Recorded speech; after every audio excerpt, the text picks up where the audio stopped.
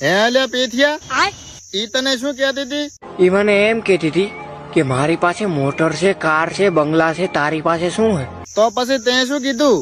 મેં કીધું મારી પાસે છોકરો ના બે ઈંડા છે. જો એમાંથી એક વેચું ને તો તારી આખી પ્રોપર્ટી આવી જાય. હવે સાંખલા મારીના ભૂલથી તું એંડે વેચતો ને નકે ચાઈનો ને રે, બરોબર?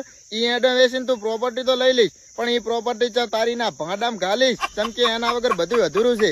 ભલે હું તો કોઈ 20 વર્ષથી આપણને ઈ એંડે કશું કામમાં ના આવતા, પણ ભવિષ્યમાં કોક દાડો તો કામ આવશે ને.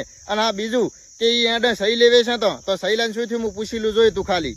હે એલા સહીલા, ઓલા તે 100 કરોડ વાળો એંડે વેચ્યા હતા તો પછી શું થાય છે? તારે તકલીફ શું છે તને ઈ એંડે વેચ્યાથી? થકતો નથી મારો.